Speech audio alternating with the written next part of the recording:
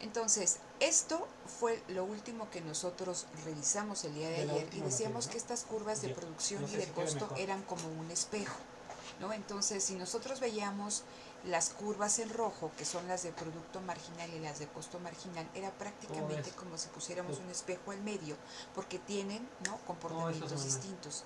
En la zona de rendimientos crecientes, el producto marginal crece, ¿no? La curva de producto marginal crece y la curva de costo marginal disminuye. Cuando el producto marginal alcanza su máximo, el costo marginal alcanza su mínimo. Y a partir de aquí, cuando el producto marginal alcanza su máximo, a partir de este punto hacia la derecha, vamos a entrar en la zona de rendimientos decrecientes, porque recuerden que tenemos un factor fijo que es el capital, y entonces el producto marginal del trabajador empieza a decrecer. Recuerden lo que implica que el producto marginal del trabajador empieza a decrecer, que el último trabajador contratado es menos productivo que el primero. Y si lo vemos la contra, en el caso de la curva de costo marginal, el costo marginal llega a un mínimo y a partir de ahí empieza a crecer en esta cuestión de la ley de los rendimientos decrecientes, ¿no? Y también tenemos comportamientos muy similares tanto en la curva de producto medio como en la de producto marginal.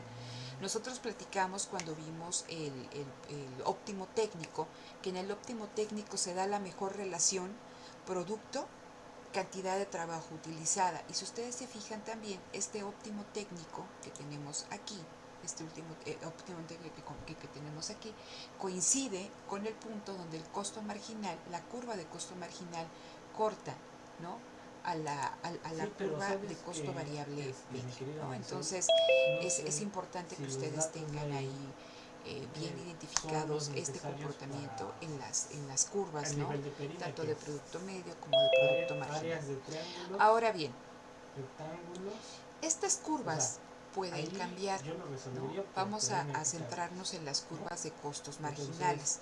Las curvas de costos pueden aumentar, ¿no? O mejor dicho, los costos pueden aumentar o los costos pueden disminuir. ¿Cómo creen que se vería gráficamente un aumento en los costos? Sitúense en esta gráfica inferior, ¿no?, donde tengo el costo marginal y el costo variable medio. ¿Cómo se vería un aumento en los costos variables medios? Que los costos que están implicados en esta línea aumentaran. ¿Cómo vería gráficamente que aumentaron los costos? ¿Qué pasaría? ¿Se acuerdan cuando veíamos los determinantes de la demanda y decíamos, si aumenta la demanda, ¿hacia dónde se mueve? ¿No? Sí. ¿Sí se acuerdan o no? Los escucho, estimados. Recuerden que mañana es su examen y yo no hago el examen, Hacia lo la hacen derecha. ustedes, hacia la derecha, ¿no? Entonces, si aumentan los costos, en este caso que aumentara el costo variable medio, ¿qué haría aumentar el costo variable medio? ¿Qué son los costos variables, chicos? ¿Cuál es el único costo variable que nosotros estamos contemplando?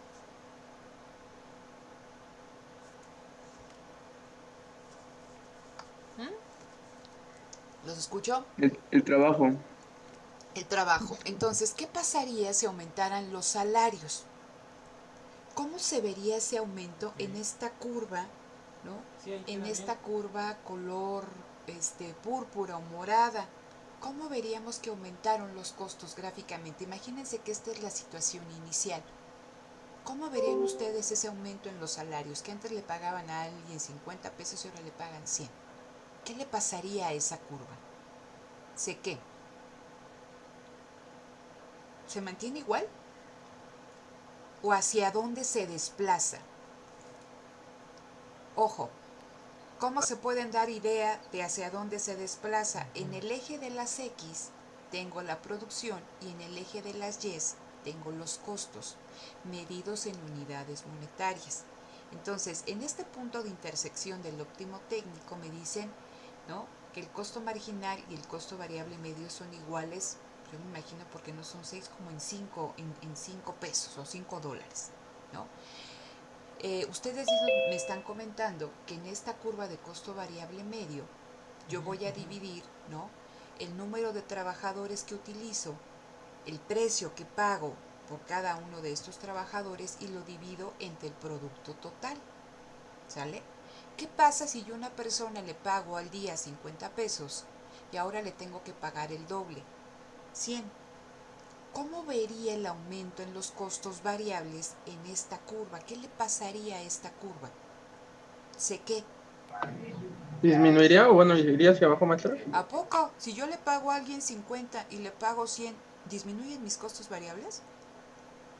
No, aumentan, Aumentan. va hacia arriba. Entonces, exactamente, esta curva de costo variable medio se desplazaría hacia arriba. ¿Y qué pasa si a una persona yo le pago 100 y ahora le pago 50? La curva de costo variable medio se desplaza hacia abajo, disminuyen los costos. ¿Sí? Entonces, es muy importante que ustedes se den cuenta cuando en el examen les digan, oye, ¿qué pasa si aumentan los salarios o disminuyen los salarios? Oye, ¿qué pasa si aumenta el costo del capital? ¿No? O la renta del local. Que sepan qué curvas se desplazan, porque acuérdense que aquí nada más estamos viendo la curva de costo marginal y la curva de costo variable medio. Pero tenemos todas estas curvas. Tenemos la curva de costo fijo medio, tenemos la curva de costo variable medio, la curva de costo total medio, la curva del costo marginal. Y dependiendo, ¿no?, de si aumentan los costos variables o si aumentan los costos fijos, ¿no?, vamos a tener desplazamientos hacia arriba o bien disminuciones, ¿no?, desplazamientos hacia abajo en estas curvas. Entonces, fíjense, dice cambios en las curvas de costo. Dice, la posición de las curvas de costo a corto plazo, cuando hablo de las curvas de costo son estas, ¿no? Todas estas curvas que vienen en su libro. Entonces, dice, la posición de las curvas de costo a corto plazo de una empresa dependen de la tecnología, ¿no?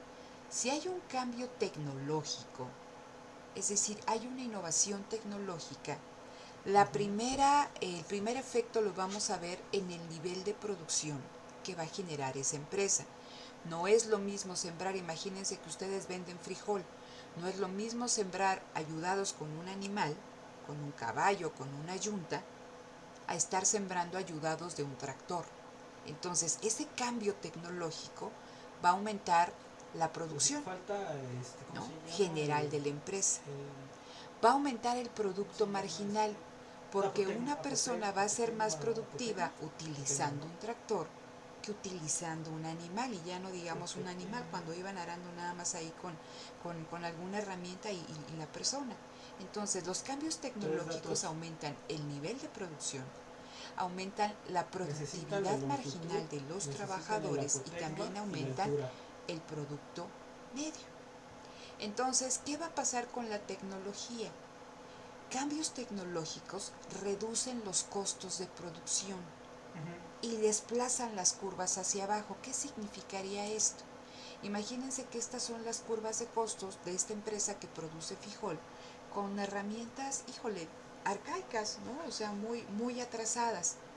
Pero ¿qué pasa si hay un cambio tecnológico? Todas estas curvas de costos, sus costos se reducen. ¿Y cómo lo voy a ver gráficamente? Con un desplazamiento hacia abajo de cada una de estas curvas, dependiendo de qué, pues de la magnitud del ahorro en costos. ¿Qué pasa, no?, si en lugar de un cambio tecnológico, a raíz de una guerra o de un terremoto que destruyen capital, que destruyen infraestructura, ¿no? Pensemos en una empresa que se destruyen sus máquinas, que se destruye parte de su planta productiva, aumentan sus costos. ¿Cómo se vería entonces ese aumento en los costos gráficamente? ¿Qué pasaría con estas curvas de costos, chicos? Irían hacia arriba. Se irían hacia arriba, ¿no? Es decir, se desplazarían hacia arriba, porque aquí tengo costos en dólares, en pesos, en euros, ¿no?, que me cuesta la producción de un determinado número, en este caso son de camisas, y pueden ser toneladas de frijol, ¿no? Entonces, si hay un retroceso tecnológico, estas curvas se desplazan hacia arriba. Si hay un cambio tecnológico positivo, si hay innovaciones tecnológicas, estos costos se reducen. ¿Sí queda claro esta cuestión hasta ahorita, chicos? Que sería 3 por 25 por 10. ¿Sí? 6.495. Ok, bueno, espero que sí, porque no, ni los veo, como dicen, ni los veo ni los oigo, y no porque no quiera, sino porque no hablan. Siguiente cuestión, ¿no? Entonces, ¿qué pasa? ¿Qué pasa? Estamos hablando aquí de cuestiones tecnológicas, ¿no? Innovaciones tecnológicas o retrocesos tecnológicos. Pero también podemos hablar cómo influyen los precios de los factores productivos en los costos de producción. Y era, ¿no? Hacia ahí iba el ejercicio que ustedes tenían que realizar. Entonces, tenemos dos costos, costos fijos y costos variables. El costo variable es el salario, estamos únicamente haciendo abstracción y decimos que el único costo variable de la empresa es el salario. Y los costos fijos, ¿no? Podemos decir que puede ser el pago de la renta de un local, el pago por un determinado tipo de financiamiento, si están los costos, también una tasa de interés que no sea variable, etc. ¿No? Entonces, ¿qué pasa si aumenta el costo del salario? Es decir, ¿qué pasa? Bueno, vamos a poner aquí y vamos a leer. Dice, los precios de los factores de producción. Un aumento de los factores, o sea, del precio de los factores debería de decir, incrementa los costos de la empresa y desplaza las curvas. Dice, aunque el desplazamiento depende de si están aumentando los costos fijos o si están aumentando los costos variables. Vamos a suponer que aumentan los costos fijos y en este caso el costo fijo es la renta del local. Yo pago 5,000 y ahora pago 25,000. ¿Qué pasa con este aumento del costo fijo? ¿Qué curvas de todas estas se van a desplazar? Primero me dicen, se desplaza hacia arriba la curva de costo fijo total, pues obviamente, ¿sí? Se desplaza hacia arriba, aumentan los costos fijos medios. Aumentan los costos totales, porque acuérdense que el costo total es la suma del costo fijo total y del costo variable total. Aunque no haya un aumento en el costo variable, el costo fijo sí está aumentando. Y por lo tanto, ¿no? Aumentan, se desplazan hacia arriba estas tres curvas. ¿Qué curvas no se ven afectadas? La del costo variable medio, porque acuérdense que en el costo variable medio estamos considerando salarios. Si no aumentan los salarios, pues no hay ningún cambio en esta curva y permanece constante. Tampoco se ve afectada la curva del costo variable total. ¿Sí? ¿Por qué? Porque también estamos hablando que aquí influyen en ella cambios en los salarios o en los insumos intermedios o materias primas que utiliza la empresa, la electricidad, la energía, ¿no? Que cambian cuando cambia el nivel de producción. Pero dado que únicamente están aumentando los costos fijos, no hay ningún problema, estas se mantienen constantes. Y tampoco se ve afectada la curva de costo marginal, porque acuérdense que el costo marginal es cómo cambia, ¿no? El costo total cuando cambia el nivel de producción, ¿no? Entonces el costo marginal no se ve afectado. ¿Qué pasa si aumenta el costo variable? Es decir, ¿qué pasa si aumentan los salarios? Se van a desplazar hacia arriba, van a crecer los costos y gráficamente lo podemos ver con un desplazamiento de estas curvas, ¿no? De la del costo variable medio, la del costo total medio, ¿no? La del, espera, aquí está, la del costo marginal, la del costo total, porque en todas estas curvas está implicado el pago al trabajador y no se van a ver afectadas las curvas en las cuales intervienen costos fijos, como es el caso del costo fijo medio y del costo total, ¿no? Entonces, esto lo vamos a ver en un momento con un ejercicio. ¿Hasta aquí tenemos alguna duda, chicos? No, maestra.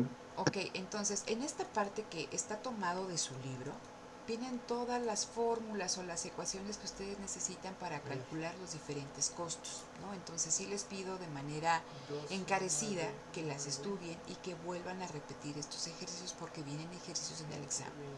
Entonces, dejo de compartir esto y les voy a presentar. Me dicen cuando lo puedan ver, por favor.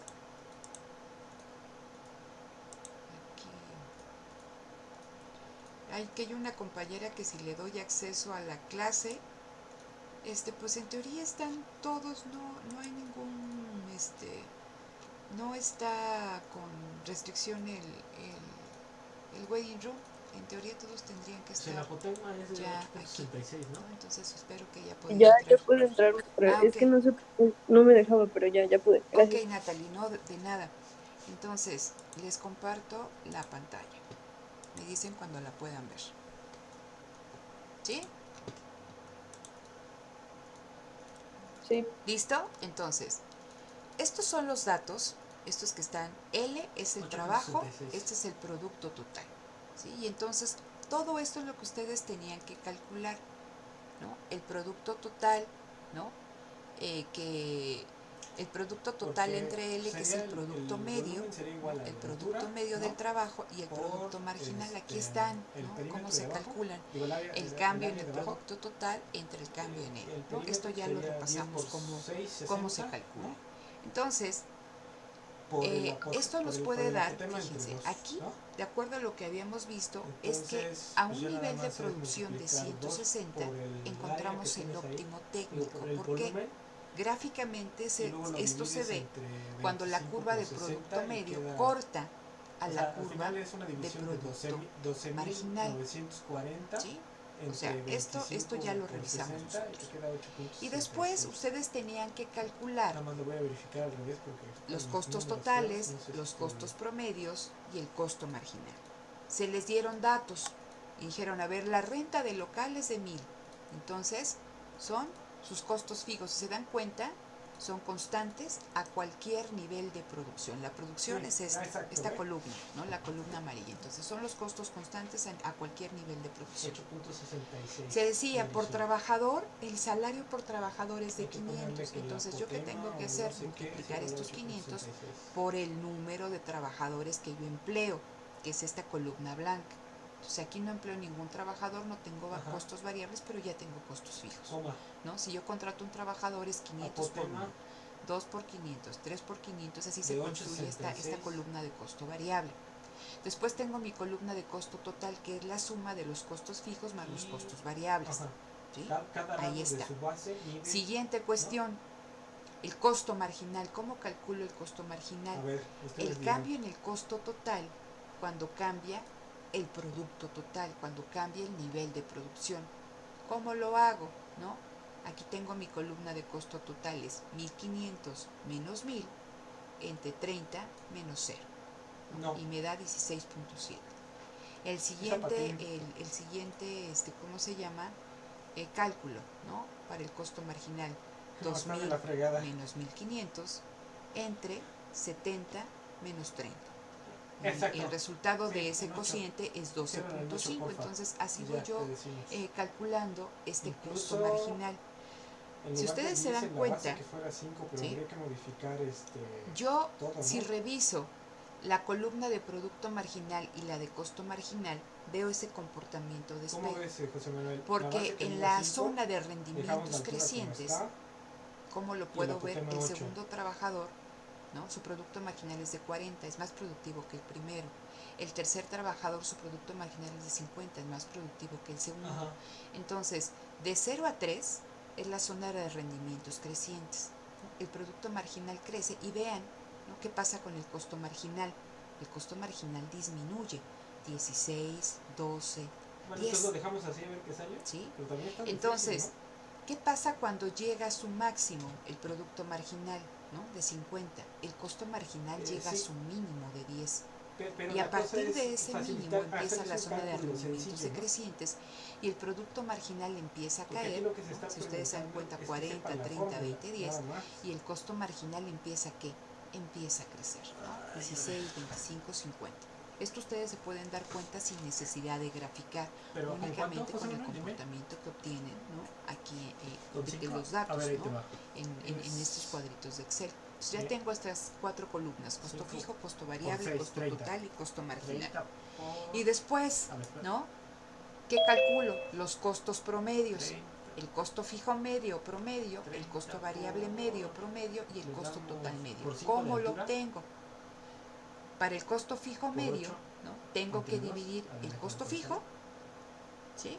Entre el nivel de producción. ¿sí?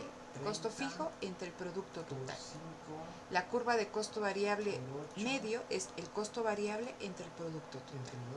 Y el costo total medio, ¿no? Yo la puedo sacar de 600, dos así queda formas, bien, ¿no? Puedo Pero dividir el quedaría costo con total 30, entre el producto total o bien la suma o de sea, que ambos la costos base medios, fuera el 5, fijo y el variable. que la altura ¿Qué es lo que fuera podemos ver? Que lo platicamos el 5, día de ayer. Con la curva de costos fijos medios, cuando fuera estábamos 5, ejemplificando toda esta cuestión, cuando rentamos con el un apotema salón de 8, fiestas para una reunión de graduación, ¿no? Entre ajá, más personas haya, pues los costos bajan. ya La renta quedaría del el local resultado baja. de 600. Es exactamente lo mismo aquí. Entre más bienes se produzcan, los costos fijos medios se van a dividir entre más y estos costos disminuyen, ¿no? ¿Tan ¿Qué cerrado? pasa con los costos variables? En la zona de rendimientos, Sí. en la zona de rendimientos crecientes, los costos disminuyen, pero llega un 1800. momento en que llegan a su mínimo y de ahí empiezan a crecer, ¿sí? Entonces, aquí vamos a ver en la curva de costo total medio, recuerden, ¿no? Que tenemos como la lucha, ¿no? O sea, de dos si fuerzas lo pudiera dividir opuestas, es 1200. la de los costos fijos medios que disminuyen y la de los costos variables medios que disminuyen y Sí. luego empiezan a aumentar. Sería así. Entonces, aquí vamos a ver un 5 por 5 por comportamiento 8. que en esta primera 25 por 8 parte son 3. los costos totales disminuyen hasta Ahí está. 18.75 200. y a partir de, Menos bueno, 100. aquí, ¿no? 18.75, 18.42, pero después empiezan a crecer, ¿no? La fuerza o el influjo de los costos variables Eso sí medios podría es pasar, ¿no? mayor, ¿no? Que Pero el hay que descenso, cambiar los ¿no? en números los del costos prisma fijos y medios. de la Entonces, cosa toda esta. esa información, chicos, ustedes la pueden ver sin necesidad de graficar.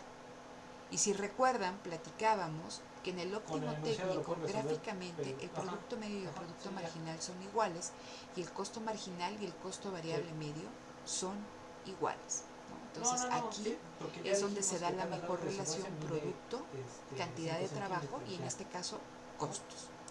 Entonces, esto es el Mi resultado altura son de 5 graficar centímetros, el estos apotema datos, es de ¿no? 8, ya con Las eso. curvas de costo total, la gris es la del costo total, la naranja es la del costo variable, parte de cero, aquí está medio mal ahí la gráfica, ¿no? Y la del costo fijo parte de 1000 porque con independencia de que yo produzca nada, yo ya tengo costos, lo platicábamos. Y después aquí tengo todas mis Sí. curvas de costos variables, ¿no? Fijo medio, que es este, ¿no? Que tiende a descender. El costo variable medio, que es la gris, que primero disminuye y luego empieza a crecer. Después tengo la curva amarilla, que es la de costo total medio, que es la suma de la naranja y de la gris, y tengo los costos marginales, ¿no? Que primero disminuyen en la zona de rendimientos crecientes y después empiezan círculo, ¿no? a aumentar. Entonces, esto es muy importante y esto es lo que yo les comentaba, que viene de aquí. En el óptimo técnico coincide, ¿no?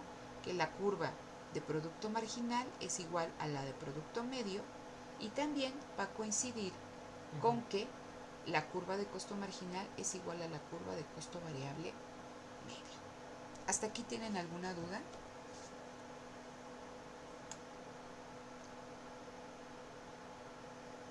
Por mi parte no, maestra. Ok, entonces voy a poner aquí el ejercicio que ustedes tenían que hacer. Aumenta el alquiler. Pongan atención en todo el cuadro de la parte superior. En ese cuadro es lo que nosotros calculamos hace un momento, ¿sí? Es nuestro movimiento original. Y me dicen, partiendo de este movimiento original, ¿sale? Partiendo de este movimiento o de este cálculo original, supón que aumenta el alquiler. ¿Sí? Entonces aumenta el alquiler. Fíjense. Entonces el alquiler estamos hablando de costos fijos. Aquí el costo fijo era de 1000. Aquí el costo es de 1200. Entonces aumentó el alquiler. Vamos a ver qué curvas son las que se ven afectadas. Pero como aumentó el alquiler, vamos a ver un desplazamiento de esas curvas. O sea, imagínense que tenemos que estas curvas se van a ver desplazadas hacia arriba porque aumentan los costos. Si bajara el costo del alquiler, estas curvas se desplazarían hacia abajo. Si hubiera un cambio tecnológico, una innovación positiva, estas curvas se desplazarían hacia abajo porque disminuyen los costos. Si hubiera un retroceso tecnológico, estas curvas se desplazan hacia arriba porque aumentan los costos. Entonces, en este ejercicio les decían, oye, aumenta el alquiler, ¿no? De 1000 a 1200. Vamos a ver qué pasa. ¿Qué le pasa a la curva de costo variable? ¿Sufre algún cambio?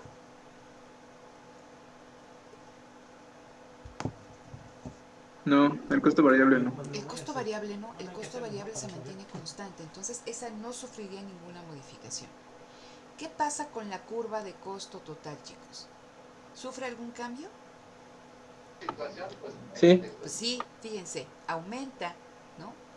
Aquí era 1000, aquí es 1200, 1500, 1700, 2000, 2200, 2500, 2700. Entonces, si nosotros graficáramos esto, la curva de costo total se desplazaría hacia arriba, lo mismo que la curva de costo fijo, y la de costo variable no le pasa nada, ¿vale? Esa se mantiene constante.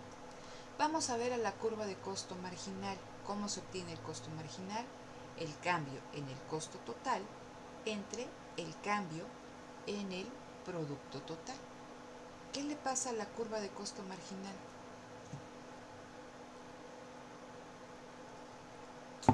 ¿Aumenta, disminuye? ¿Qué le pasa? 16 menos 1 entre 3. está igual constante, ¿no? Está igual constante, ¿no? Entonces está igual constante, entonces la curva de costo marginal no le pasa nada, ¿no? Se mantiene constante. Entonces ya vimos que de ese aumento en el alquiler, las únicas que se ven afectadas son el costo fijo y el costo total. El costo variable y el costo marginal no le sucede absolutamente nada. Se mantienen constantes, mientras que las otras se desplazarían hacia arriba. Vamos a ver qué pasa con las curvas de los costos medios o promedios.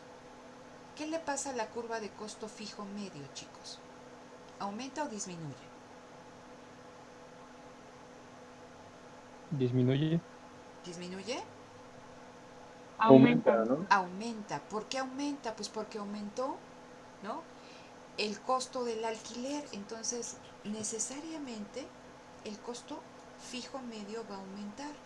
Vean aquí, ¿no?, a un nivel de producción de 30 con un trabajador, yo tenía un costo fijo medio de 33.3. Aquí, a ese mismo nivel de producción, con ese mismo trabajador, mis costos fijos medios son de 40. ¿Sí? Entonces, como aumenta el alquiler, a todas aquellas curvas donde está implicado los costos fijos, pues van a aumentarse, van a desplazar hacia arriba, ¿sí? Por eso aquí aumentó el costo fijo y aumentó el costo total. Aquí están costos fijos. Si me dicen que el costo fijo medio es costo fijo entre producto total, si aumenta el costo fijo, pues esta curva también, o los datos que están en esta columna también van a aumentar. Y ese aumento se ve con un desplazamiento hacia arriba de las curvas de costos. Entonces, si bien, ¿no?, la tendencia en ambas es a decrecer, o sea, 40, 17, 10, 7, 5, 6, 3, 5, 7, 5, 5, ¿no?, hubo un aumento en estos costos fijos medios. La curva se desplaza hacia arriba. Bueno, ¿qué pasa con la curva de costo variable medio? ¿Qué le pasa? ¿Se mantiene constante, disminuye o aumenta? Sí, esa aplicación.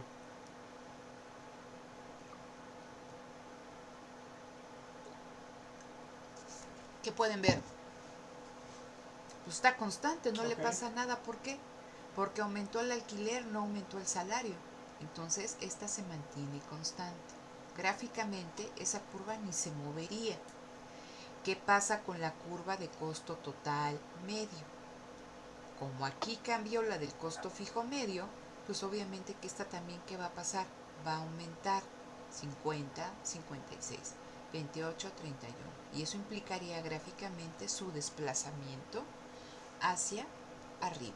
Ya no las grafiqué, si quieren ustedes, si tienen los datos, lo pueden graficar y se pueden dar cuenta. ¿Qué es lo que podemos ver?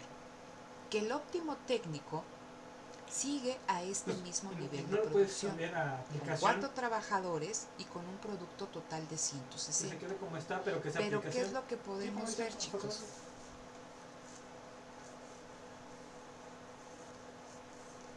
¿Por qué no se mueve el óptimo técnico? Fíjense, en este óptimo técnico, a pesar, ¿no?, de que no hubo ningún cambio en el costo variable medio ni en el costo marginal, en este óptimo técnico los costos totales son mayores, ¿no? Y que también los costos totales medios son mayores. Entonces se sigue manteniendo el óptimo técnico en este mismo nivel de producción, pero los costos que enfrenta la empresa son más altos. ¿Alguna duda hasta aquí, chicos?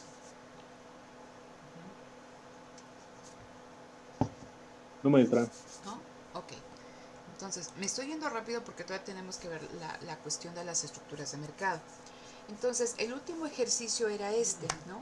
Oye, a ver, volvamos al cálculo inicial, que Bueno, está con límites, ¿no? es todo este cuadro que tienen en la parte superior. Vamos a suponer que ahora O sea, los al final costos eso es la fijos forma se del límite, mantienen ¿no? constantes, ¿sí? Y que aumentan los salarios, ¿sale? Entonces, si en su examen les dicen, oye, aumentan los salarios, nosotros sabemos entonces que los costos fijos están constantes. Si me dicen que aumentan los salarios, perdón, el alquiler, nosotros suponemos que los costos variables son es constantes. la A, ¿no? Y si me dicen que Es la aumentan A. los dos, pues ya todas las curvas se moverían, ¿no? Entonces, o que aumenta uno y disminuye el otro, ustedes tendrían que saber qué pasa con las curvas. Entonces, aquí me están diciendo, Sí. incrementan los salarios. Ah, sí. Vamos nuevamente. Vean, ¿qué le pasa al costo constante? ¿No? Al costo fijo. Pues ahí no hay ningún cambio, Sí, porque en la C es ambos la casos correcta. es de 1000. ¿Sí? ¿Qué curva sí se modifica? La del costo variable. Porque antes yo pagaba 500 y ahora tengo que pagar 600. Antes contratar un trabajador me costaba 500 pesos. Ahora contratar ese mismo trabajador me cuesta 600. Contratar a 2 trabajadores antes me costaba 1000. Contratar a 2 trabajadores ahora me cuesta 1200. Entonces, gráficamente, este aumento en los costos variables, ¿cómo se vería, chicos? ¿Con un qué? ¿Desplazamiento cómo?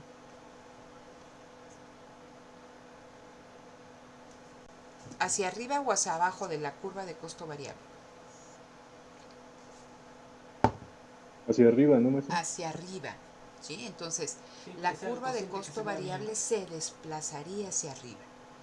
¿Qué pasaría con la curva de costo total? Pues dado que es la suma de la de costo fijo y costo variable y esta última aumentó, pues también, ¿no?, mis costos totales aumentan, ustedes lo pueden ver, ¿no? Entonces esa curva también se desplazaría hacia arriba, ¿sí? Entonces, tengo aquí después la curva de costo marginal. ¿Qué le pasa a la curva de costo marginal? Que es el cambio en el producto total, perdón, en los costos totales cuando aumenta el producto total o el cambio en el producto total. Perdón, no está bien que diga aumento, ¿no? Es cambio. Cambio en el costo total cuando cambia el producto total. Con los incrementos salariales, la curva de costo marginal sí se va a ver afectada y va a aumentar, ¿no? Los costos marginales aumentan, como ustedes pueden ver. Me imagino que hicieron estos cálculos, ¿no? Entonces lo estoy viendo rápido porque fue algo que se les pidió que ustedes hicieran. Entonces también la curva de costo marginal se vería desplazada hacia arriba, ¿sí? ¿Y qué pasa con los costos fijos medios? El costo fijo medio sigue igual porque pues en este se tendría que ver únicamente con sus constantes. El costo variable medio aumenta, de 16 pasa a 20, 14 a 17, 12 a 15, porque aquí está involucrado el costo variable y hubo un incremento salarial.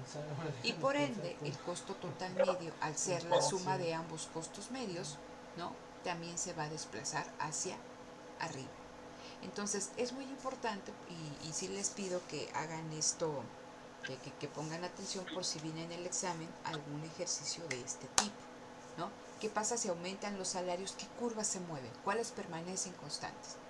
¿Qué pasa si disminuyen los salarios? ¿No? ¿Qué pasa si aumenta el costo de la renta del local o bien si disminuye? ¿Qué pasa si hay una innovación tecnológica? ¿No? ¿Qué curvas, ¿no?, se ven afectadas, pero que ustedes entiendan el por qué? ¿Dudas hasta aquí, chicos? Para que sea comprensión. Mm, ¿No? No me traen. Ok, bueno, entonces, si tienen ustedes alguna duda, pueden regresar aquí al documento. Aquí están todos los cálculos, ¿no? Háganlo ustedes también en una hoja de Excel, ¿no? Váyanlos, ustedes ahí revisando, ¿no? Para que vean y que tengan esta idea. Yo les aconsejo que primero lo hagan a mano, ¿no? Para que hagan estas cruces principalmente de esto, ¿no? De las fórmulas. Porque a la hora del examen no saben cómo se equivocan. Son simples sumas y divisiones, pero se equivocan un montón, ¿no? Entonces esto es importante que lo manejen. Entonces, dejo de compartirles esto, chicos, y voy a compartirles la siguiente cuestión que nosotros tenemos que revisar, que es la de las estructuras de mercado. Me dicen en el momento que lo puedan ver, por favor. Bueno, no lo van a ver si no se los comparto. Entonces, aquí está. ¿Ya lo pueden ver? Ya. Ya. Ok. ¿Qué revisaron que son las estructuras de mercado? Mis estimados. Si yo les preguntara, o sus papás en casa les preguntaran, oye, he leído que hay estructuras de mercado. ¿Qué significa eso de las estructuras? ¿Cómo a qué suena? Una pregunta. ¿Los escucho? ¿Nadie?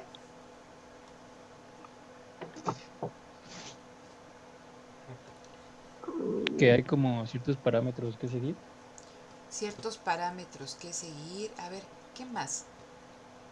¿Qué son las estructuras de mercado? ¿Qué tenemos en un mercado, chicos? ¿Para qué hay un mercado? ¿Qué debe de haber? Productos, ¿no? Productos. Muchas gracias, Marisol. Ok. ¿Y qué más de esos productos? Vendedores, Vendedores. compradores y Ujú. oferentes. Vendedores, que son los productores, y también tenemos demandantes o consumidores. Entonces tengo que ver alguien que produzca y alguien que compre. Un productor y un consumidor, ¿no? Y va a haber un bien o un servicio que se intercambie, ¿sale? Todos los mercados son iguales, es decir, hay mercados donde hay un montón de consumidores o de productores, o hay mercados donde los que pueden vender un determinado producto son poquitos, o bien no son tan poquitos, o bien hay mercados que están dominados por un productor o por un consumidor. A eso nos estamos refiriendo con las estructuras de mercado. Las estructuras de mercado nosotros lo podemos ver desde dos ámbitos, desde el número de productores o desde el número de consumidores, ¿sí? Entonces, vamos a encontrar cuatro estructuras de mercado. La primera es la competencia perfecta. ¿Qué significa? Yo las voy a leer, voy a ir aquí caracterizando cada una de estas estructuras y ustedes vayan pensando en algún ejemplo, que ahí vienen algunos, ¿no? Pero dice, en competencia perfecta, el número de empresas productoras son muchísimas, ¿sí? Muchísimas, prácticamente todas son del mismo tamaño, producen con la misma tecnología y su producto es idéntico. No hay barreras a la entrada y a la salida. ¿Qué significa? Que cualquiera puede llegar a esa rama, a esa industria y empezar a trabajar sin ningún costo, sin nadie que se lo impida, ni legalmente, ni tampoco hay barreras en términos de inversión, y tampoco va a haber ninguna barrera para salir de ese negocio. Puedes salir prácticamente sin costo. Dado que son un montón de empresas idénticas que producen bienes idénticos o que ofrecen servicios idénticos, no tienen ningún control sobre el precio.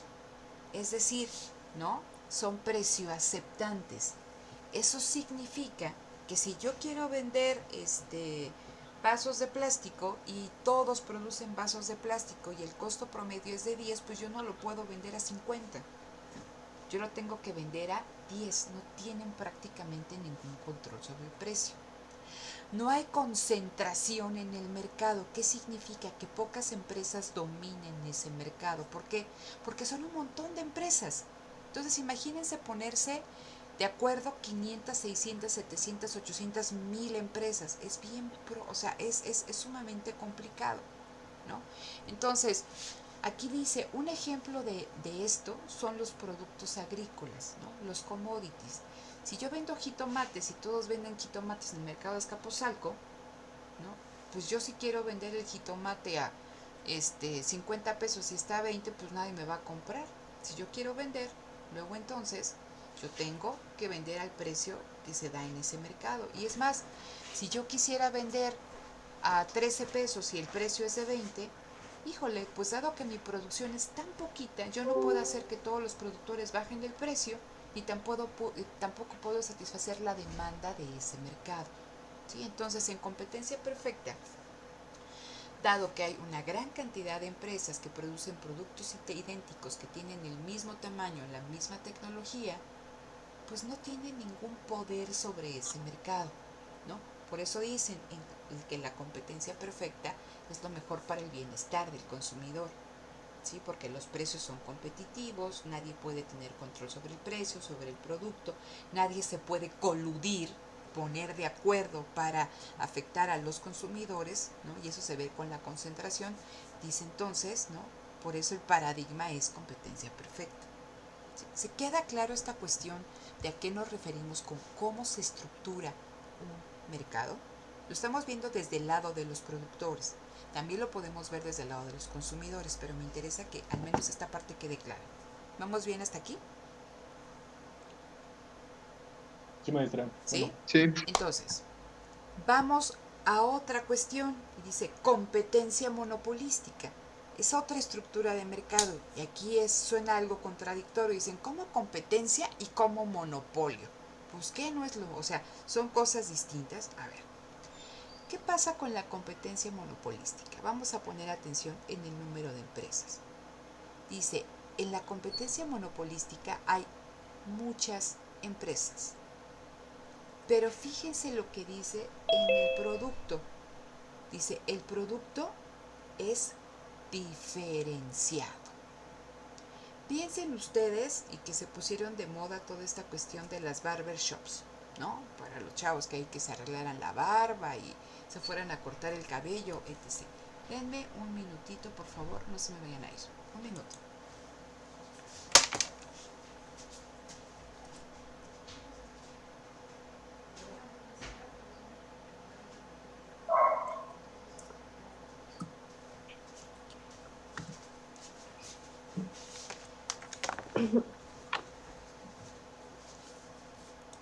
Listo.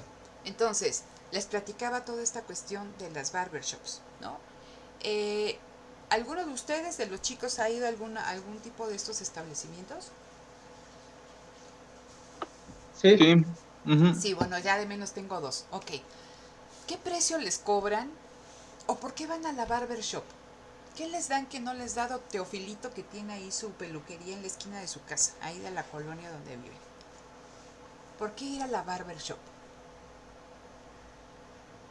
¿Se ven más guapos al entrar o como que por qué? A ver, platícame. Porque tienen más técnicas para cortar el pelo y la barba. Sí, se Tienen, especializan más. se Ujú. especializan más. Ok, ¿y cuánto les cobran por esa especialización? ¿De a cómo se dejen Dos- o cómo? 200. Bueno, a mí 200. 200. depende de la zona geográfica, ¿no? También. Depende de la Sí. zona geográfica, ok, pero vamos a poner 200. Si allí en la estética te cobran de a 30 o no. No, Entonces, como 60 ya subió ya también. subió. Bueno, es que yo no me he cortado el cabello en un año, entonces sí, no sé. Ok, a ver, entonces, tenemos esta cuestión de la competencia monopolística. Fíjense, así como existen una barbershop, existen 100, existen 20, no sé cuántas hay en la colonia, unas 10 de este tipo de negocios. Puede haber muchas empresas, pero vean en el producto es diferenciado. En este caso, ¿qué es el producto? El corte del cabello. Ustedes me dijeron, a ver, es que ya tienen mejor técnica para cortar el cabello y cortar la barba. Y más con las chicas, a veces cuando vamos a cortarnos el cabello con alguien, o sea, te haces cliente de alguien porque te sabe cortar el cabello. Se diferencia de los demás, ¿sale? Entonces, esa diferenciación, chicos, hace que estas barberías o la estética de que ustedes quieren ir de Cuco y no sé cómo se llama el otro ahí, que están así en los centros comerciales y todo, tengan control sobre el precio. Dice aquí, poco control, pero tienen control. ¿Sí? Entonces, ¿por qué? Porque esta diferenciación, lo diferente, te da cierto poder de monopolio. Si a ti alguien te gusta cómo te corta el cabello, si a alguien te gusta cómo te arregla la barba, ya vas con esa persona, te haces cliente. Y a pesar de que el precio puede estar, híjole, de 200 a 60 pesos, hay una diferencia, ¿no? Hay control sobre el precio, pero podemos nosotros pagar ese sobreprecio por ese producto diferenciado. ¿Hay barreras a la entrada? Sí, porque estas empresas pues tienen un mayor nivel de inversión, ¿no? Entonces, pues está el local más arregladito, tienen que tener quizá otro tipo de tijeras o con lo que te arreglan la barba o donde, no sé, ¿no? Entonces, hay ciertas barreras a la entrada porque no todos pueden ofrecer ese servicio tan diferenciado. Tienes que tener una persona pues que se experta, ¿no? En esta cuestión de arreglar la barba. Dice aquí concentración, pues es baja, porque así como puede haber una barbería de ese tipo, puede haber 50 barberías más y va a haber competencia entre este sector. Por eso, si ustedes se dan cuenta aquí en el ejemplo, tenemos a restaurantes, panaderías, barberías, ¿no? ¿Qué otro ejemplo se les ocurre aquí?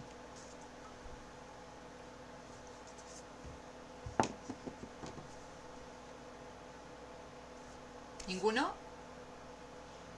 ¿Ejemplos de qué, maestra? Perdón. De competencia monopolística. De lo que estamos platicando. Ahorita también ya de los puestos de comida que cada vez hay un poquito más. Los puestos de comida, pero fíjense, a ver, en las cafeterías, ¿no? De todas estas de marca, ¿qué cafeterías conocemos? Ah, Starbucks, ¿no? Es la, Como que la más conocida, ¿no? Pero la también, más conocida. ¿no? Entonces, hay muchos de estos establecimientos, nos dan un producto diferenciado, ¿sí o no? Pues sí, sí, Pues relativo. sí, ¿no? Sí, porque fíjense, el producto, chicos, no solamente es que vayamos y compremos un café o que compremos alguno de los pasteles o panes o lo que venden ahí. También nos venden ¿qué?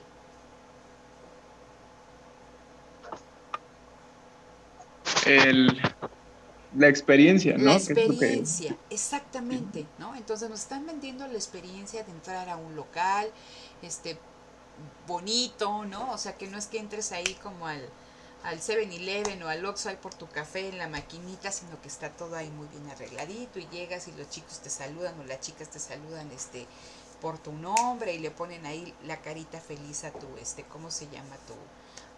A tu vaso, ¿no? Y te puedes quedar ahí trabajando o estudiando, platicando y chateando y usando el internet, etc.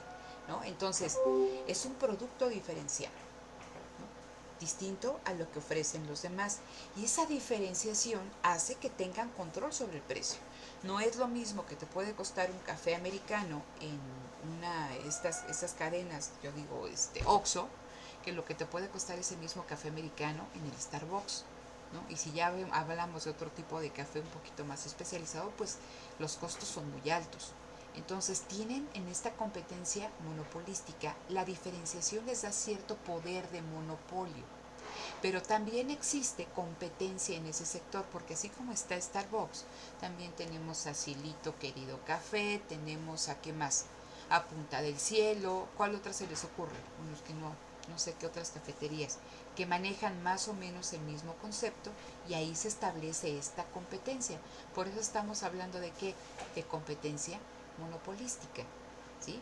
¿Hay barreras a la entrada? Sí, porque de menos debes tener un local de ese tipo, una máquina para hacer café de ese tipo, un determinado tipo de infraestructura que te permita ofrecer ese servicio, etc. ¿No? Entonces, ¿sí se entiende el concepto de competencia monopolística? Sí. Maestra. Ok. Vamos a la siguiente estructura de mercado. Ojo, yo estoy haciendo énfasis en el productor, ¿sale? Entonces, la siguiente estructura es el oligopolio. Y fíjense, ¿qué pasa aquí en el número de empresas? Ahí ya cambia y me dice, hay pocas empresas, ¿no? El producto puede ser idéntico o diferenciado. Y hay muchísimas barreras a la entrada. Dado que son pocas empresas, estas empresas pueden tener control sobre el precio y es un control considerable y hay una alta concentración. Vamos a pensar aquí en el ejemplo que nos dicen, ¿no? Todas estas empresas armadoras de automóviles y tenemos a Ford, a Nissan, tenemos a General Motors, tenemos a Hyundai, ¿no? Tenemos a Honda, tenemos a Mazda, ¿no? etc. Son empresas, si ustedes cuentan todas las armadoras que hay en el país, pues realmente son pocas empresas. Venden un producto idéntico, porque estamos hablando de que venden automóviles, y existen diferencias que pueden ser notables o no tan notables en los autos, ¿no? Entonces, pero son bienes idénticos o diferenciados. Si de repente alguno de ustedes se despierta y tiene la idea así muy, ¿cómo se llama? Muy buena de hacerse empresarios y dicen, pues yo quiero ser como Pepe y Toño y voy a poner una planta donde yo arme automóviles, ¿es tan fácil? ¿O qué necesito? O sea, si de repente, pues yo también quiero hacer mi marca como Ford, ¿no? Y se van a llamar cochecitos de ULSA. ¿Podemos entrar así como así en ese mercado? ¿Sí o no? ¿Sí o no? ¿Y por qué? No porque existen grandes barreras de entrada. La primera es la inversión y luego ahí pues también la Imagínate organización y todo eso. exactamente la inversión que tendrías que hacer para desarrollar toda una empresa que se dedicara a producir autos, ¿no? En infraestructura, en tecnología, en capital humano, en conocimiento, en patentes, ¿no? Entonces, en estas estructuras de mercado, las barreras son enormes, ¿sí? O sea, para que tú entres está, híjole, bien complicado. Por eso hay una alta concentración, ¿no? El mercado está concentrado en muy pocas empresas.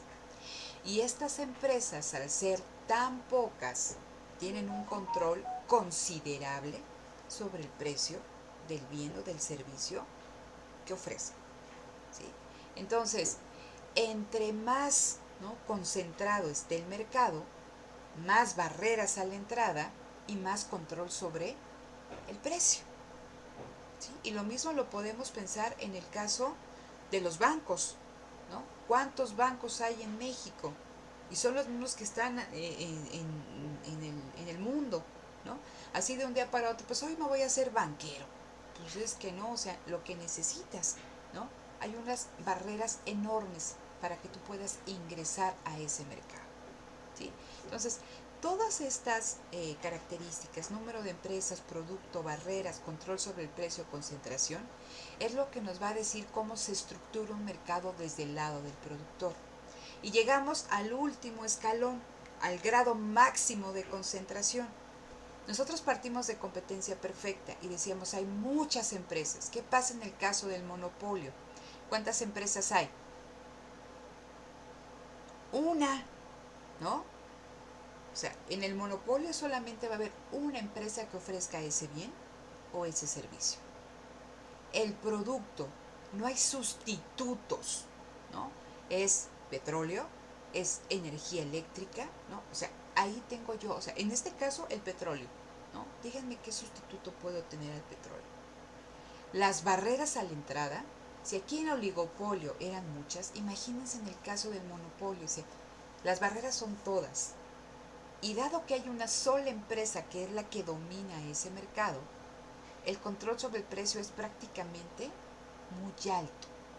Y por eso me dice, la concentración es total. Ahorita platicamos un poquito más acerca de monopolio. Me voy a ir un poquito más rápido. Entonces, así es como se estructura un mercado desde el número de productores. Pero también podemos ver esas estructuras de mercado desde el número de los consumidores. Entonces vean, en competencia perfecta, así como había una gran cantidad de productores, los que venden jitomates en el mercado de Azcapotzalco, también hay un gran número de consumidores, ¿sí? Entonces, ni uno ni otro, ni productor ni vendedor, tienen poder sobre el precio de mercado. Si yo quiero ir a comprar jitomates, por más que le diga al señor, pues véndamelos a 15, pues voy a decir, pues si quiere a 20, si no, no, ¿no?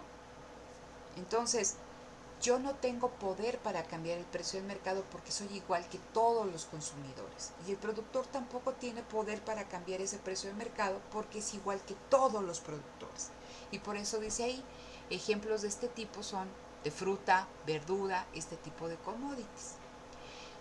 Pero tenemos otras dos estructuras que son interesantes. Dice oligopsonio.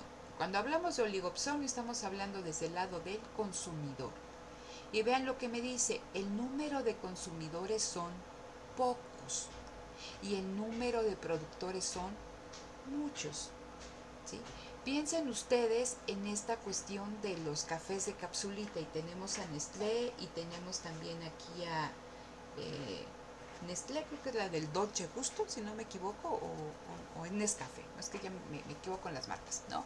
Pero tenemos a estos dos competidores, ¿no? Nespresso y tenemos a las estas de Dolce Gusto. Son compradores a nivel internacional de café. Tenemos una gran cantidad de productores de café en todo el mundo, pero los consumidores, ¿no? Los que te pueden comprar el café en estas cantidades, también tenemos ahí Starbucks, ¿no? Son pocos. Entonces, ¿qué pasa?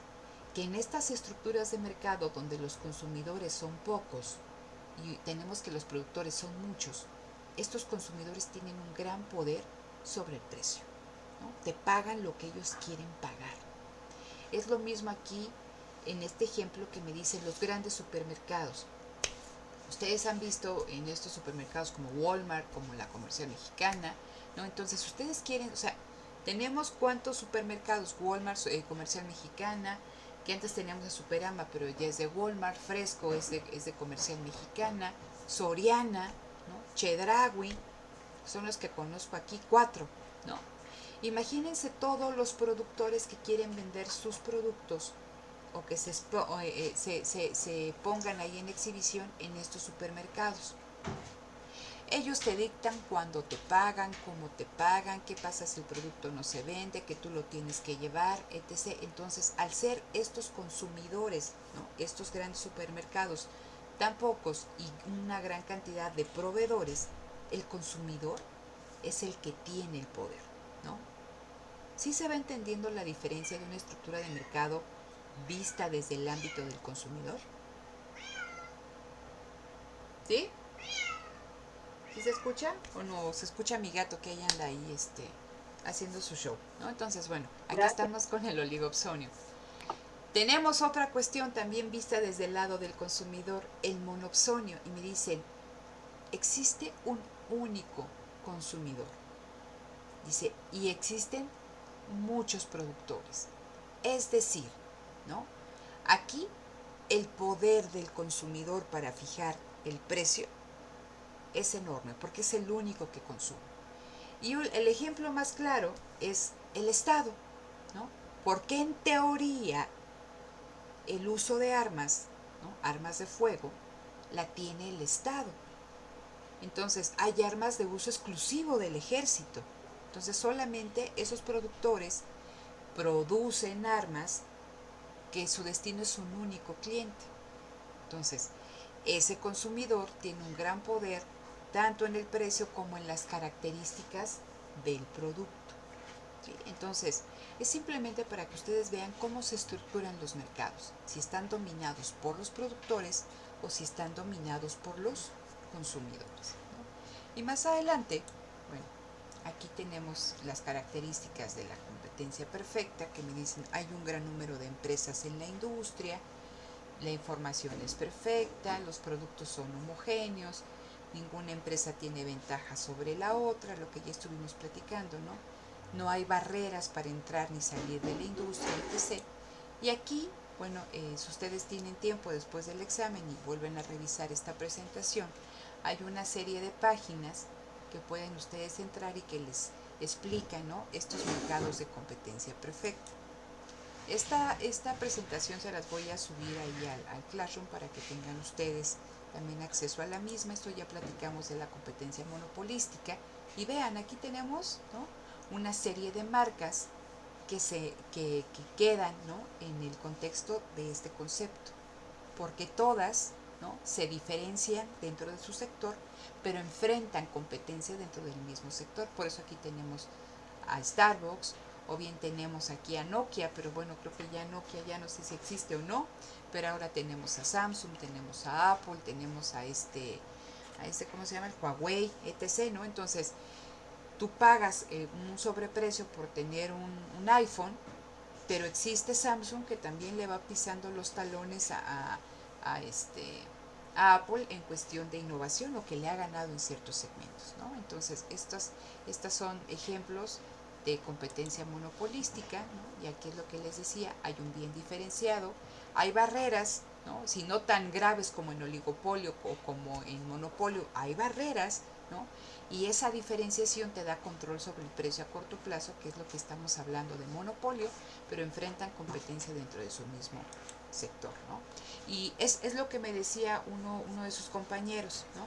Esta diferenciación es una estrategia de la empresa para obtener beneficios extraordinarios. Entonces, una empresa se puede diferenciar de otra por el servicio que te dé, por la innovación, simplemente por la publicidad, por una marca. Nosotros compramos quizá algún tipo de producto porque ya ves esa marca de que la compraban tus papás, tus abuelitos, y o que tú mismo la empiezas a comprar y dices, es una buena marca, tiene buena calidad. O las chicas compramos quizá un maquillaje porque es ¿cómo se llama?, amigable con el medio ambiente, o bien que no se hacen pruebas en animales, ¿no? Entonces tú vas a empezar a tener, o sea, eso que no hacen pruebas en animales va a hacer que tenga un precio mayor algún maquillaje, algún producto para la cara, y tú vas a pagar, ¿no? Entonces es una estrategia también de la empresa. También tiene que ver mucho con la ubicación, ¿no?, de lo que platicábamos. A ver, dependiendo también dónde se ubique, es que vas a pagar también tú un precio más alto. Si ustedes se fijan, cerca de estos corporativos ahí que están en Santa Fe también hay muchos centros comerciales, y en estos centros comerciales hay estéticas. Y a mí me llamaba la atención porque a veces yo iba y veía que estaba la estética con gente trabajando a las 6 de la mañana. Entonces son ejecutivas que llegan, no tienen tiempo ahí en su casa, ahí las peinan, maquillan y te vas directamente al trabajo. Entonces la ubicación también es una cuestión para que te diferencies y que puedas tú obtener beneficios extraordinarios. ¿Por qué creen que también cuando vamos a ciertas plazas comerciales pues encontramos ciertas marcas o ciertos establecimientos, ¿no? Porque estás haciendo uso, ¿no?, de esta ubicación, y nosotros pagamos también porque esté ubicado el negocio, ¿no?, el que nosotros preferimos esa marca o ese servicio, y pagamos en consecuencia, ¿no? Aquí está estas cuestiones que ya platicamos del oligopolio, ¿no? Y una cuestión interesante, chicos, aquí en el oligopolio, recuerden que decíamos que hay pocas empresas, ¿no?, que el bien puede ser idéntico o diferenciado, pero cuando estamos hablando que nos estamos moviendo de este rango, ¿no?, de lo que teníamos aquí, ¿no?, de competencia perfecta a monopolio, me gustaría que pusieran ustedes atención en dos aspectos, en la concentración y en el control sobre el precio. Entonces, mientras que en competencia perfecta no se da concentración, ¿no?, y no hay control sobre el precio, a medida que nosotros nos movemos hacia la derecha, hacia oligopolio y a monopolio, gana el grado de concentración, es decir, pocas empresas dominan ese mercado y tienen control sobre el precio o bien sobre la producción. Entonces, cuando nosotros revisamos el oligopolio, hay barreras a la entrada muy altas en términos de capital, de la marca, de las economías de escala. Y cuando vemos cuestiones de oligopolio, un oligopolio sería el de los productores de petróleo, ¿no? Entonces, es un bien idéntico, es petróleo. Tenemos a todos los productores árabes, ¿no?, que son limitados, ¿no? Los países productores de petróleo o que están aquí en lo de la OPEP, y entonces encuentran formas de coludirse, es decir, la colusión puede venir desde controlar la cantidad de producto que tú puedes vender, ¿no? Cuotas de producción. También puedes controlar la zona geográfica donde tú puedes vender. Y eso es en detrimento del consumidor, ¿no? Porque ellos van a poner precios que les conviene. O sea, dicen, a ver, somos tan pocos que no nos conviene ponernos en una guerra de precios. Vamos a quedar de acuerdo en cuánto podemos vender y el precio al que podemos vender, ¿no? Entonces, estas formas de colusión en el oligopolio nosotros vamos a encontrar que existen diferentes formas de colusión, de contubernio, de ponernos de acuerdo, ¿no? Para beneficiar a los productores que están en esta estructura de mercado. Entonces vamos a encontrar a tres que son representativas: el cártel o cartel, el cártel, el holding o el trust. ¿Y qué significa cada una de estas? Vean, en el cártel, y se puede considerarse como un modelo de coalición, de ponerse de acuerdo. Los productores, las empresas, piensen en la OPEP, ¿no? Que están en esta estructura, se reparten el mercado, ya sea geográficamente o bien diferentes tipos de productos que pueden vender o bien cuotas de producción. El objetivo es que dominan ese mercado y, ¿no?, que los precios a los cuales vendan pues les sean favorables. ¿Qué pasa cuando estamos hablando? Estos cárteles, ¿no? En teoría no necesitan que haya un acuerdo escrito como tal, ¿no? Muchos de estos acuerdos son verbales, ¿no? Y entonces, entre menos empresas estén en el acuerdo, es menos factible que se rompa. Pónganse ustedes de acuerdo en un grupo de 4 y pónganse de acuerdo con todo el salón. Siempre va a haber alguien que se salga del acuerdo y el acuerdo adiós, ¿no? Entre menor sea el número de empresas involucradas, más probabilidades tiene este acuerdo de subsistir. Tenemos el otro que se llama el trust. ¿Qué significa un trust, no?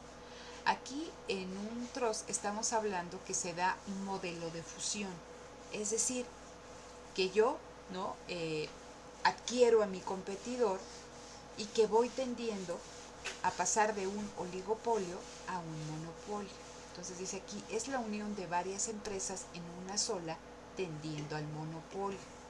¿Cuál es el objetivo? Que en el monopolio, la empresa, como es la única que va a dominar a ese mercado, decide el precio y decide la cantidad, ¿no? Entonces dice, se reduce la oferta, aumentan sus beneficios, va a trabajar con menores costos y va a tener una mejor estructura técnica. Y tenemos otro tipo de oligopolio que son los holding. Y entonces dice, mientras que aquí va el cártel y el trust, ¿no?, como que más encaminado a la producción, en el holding estamos hablando que una empresa no necesariamente se fusiona con otra, no necesariamente se pone de acuerdo con otra, sino que todo esto va del lado del capital. Es decir, yo soy la empresa A y puedo comprar acciones de la empresa B, y dependiendo del número de acciones, yo voy a controlar o voy a tener cierto poder en el funcionamiento de esa empresa, ¿no? Y así lo puedo hacer en múltiples industrias y en múltiples mercados. Y el grado de poder que puede tener esa empresa aumenta. Por eso dice aquí, mientras que el cártel y el trust son asociaciones con un punto de partida fundamental que es el producto, en el holding estas asociaciones se dan con base en el capital, ¿sí? Entonces esto es interesante, es únicamente para que lo tengan ahí en cuenta. Y platicábamos también de los monopolios, ¿no?, donde una sola empresa domina el mercado. Y estos monopolios, chicos, pueden ser legales. Una patente es un monopolio. Una franquicia es un monopolio. Una persona que es médico, no sé si tengan algún familiar que es médico, sus papás, sus hermanos, un tío conocido que tiene un monopolio, porque son los que exclusivamente que tienes una cédula que te da el Estado, ¿sí?, tienes una cédula con la cual tú puedes recetar, ¿no?, a una persona antibióticos. Antes los antibióticos íbamos y los comprábamos en la esquina, en la farmacia de la esquina. Ahora no. No te dan un antibiótico, un medicamento controlado, si no te lo receta un médico. Es exactamente lo mismo con las cédulas profesionales. Tú no puedes desempeñar labores de arquitecto si eres economista. ¿Por qué? Porque tengo una cédula profesional que a mí me autoriza, le da legalidad a mi trabajo, ¿sí? Entonces, esta vacuna que saque Pfizer, que saque ¿cómo se llama? Todas, AstraZeneca, etc., va a tener una patente. Y eso es un monopolio que tiene la empresa sobre esa vacuna, sobre cualquier medicamento. Entonces también pueden ser monopolios legales, que solamente ellos pueden vender, ¿no?, fabricar, vender y comercializar y beneficiarse de ese producto. ¿Sale? También tenemos monopolios naturales o tecnológicos. ¿Por qué? Tenemos el caso de que la inversión que se necesita, ¿no?, y el tamaño, bueno, la inversión y el tamaño de mercado no hacen viable, ¿no?, desde el punto de vista rentable, que haya una gran cantidad de empresas de ese tipo. Entonces, imagínense, aquí tenemos nosotros la Comisión Federal de Electricidad. Imagínense que hubiera 10 CFEs o 10 Telmex, ¿no? El tamaño del mercado y el grado de inversión hacen que solamente sea rentable para una empresa, porque podemos tener todas estas empresas, Movistar y todo lo demás, pero quien les da todo el servicio, quien les brinda la infraestructura es Telmex, porque el mercado no aguanta, ¿sí?, empresas de esa magnitud. Y cuando digo que el mercado no aguanta, no es rentable, ¿sí? Y entonces también tenemos aquí que existen monopolios artificiales que crea la empresa que ya está dentro de un sector para impedir la entrada de nuevas competidoras. Entonces, ¿qué pasa? Pues que si tú compras algún producto, ¿no?, y dice aquí, ¿no?, un recurso único, el cargador del móvil, en este caso del celular, a veces había así como que entradas que nada más eran específicas para ese, ¿cómo se llama?, para ese modelo de celular, y entonces no era factible que viniera otra empresa y que te copiara como que en esa tecnología. Al final, las barreras artificiales y las legales están vinculadas, ¿no?, a innovaciones, ¿no?, a cuestiones distintas de hacer las cosas, ¿no? Entonces, aquí al final de esta presentación también viene otro enlace en revisar. Este es de competencia monopolística en restaurantes. Ojalá tengan oportunidad de verlo, está muy interesante, ¿no? Y es a grandes rasgos esta cuestión.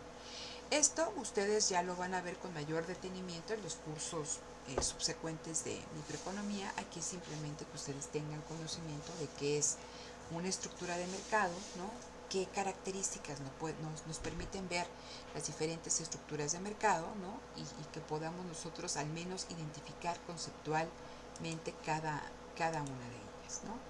Dice, cafeterías como Starbucks y Cielito Lindo, nos decía Enrique, ¿no? Entonces sí, cuando estábamos viendo esta cuestión de la competencia monopolística.